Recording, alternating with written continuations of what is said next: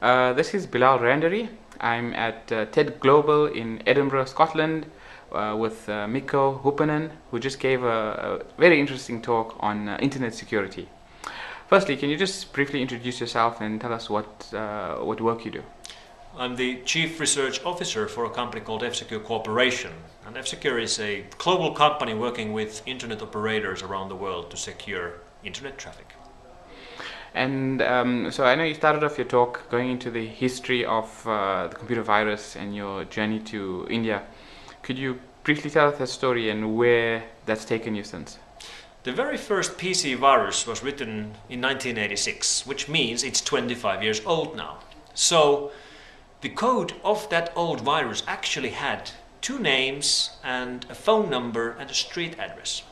And now, 25 years later, I actually went to that address, and that's an address in the city of Lahore in Pakistan. I found the building, I knocked on the door, and the guys who wrote the first PC virus 25 years ago opened the door. They are still there in the same building. And we had a very interesting discussion about why they did it and what they thought about what they started. The guys themselves are no longer involved in virus writing in any way. They're currently businessmen. But, right. Well, but I mean, if they hadn't done it, wouldn't somebody have, done it anyways? It's perfectly possible someone else would have come up with the idea. And in fact, we had seen some viruses on other platforms, like on Apple II beforehand. But of course, the importance of the PC virus problem is that we are still fighting PC viruses today. And what are the main aims of these viruses? Why would somebody create a virus? In the good old days, viruses were being written by hobbyists just for the challenge, just because they could. They were playing jokes with the user and playing music and showing animations on screen.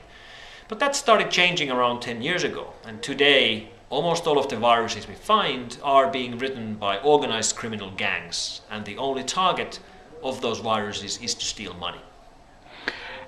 Most of us have antivirus software on our computers these days. Is most of the software adequate? Are we really protected by just buying a software and putting it on?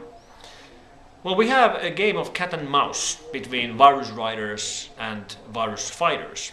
Whatever protection we build to protect the end user computers, obviously the attackers are analyzing those protection programs and they're constantly trying to find ways around them.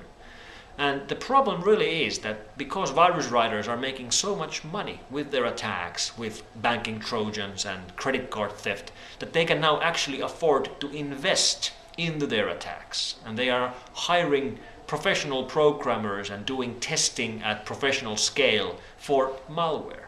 And that's the basic reason why antivirus is always playing catch up with the virus writers. So someone like yourself who if you may, can be called a crime fighter against online crime.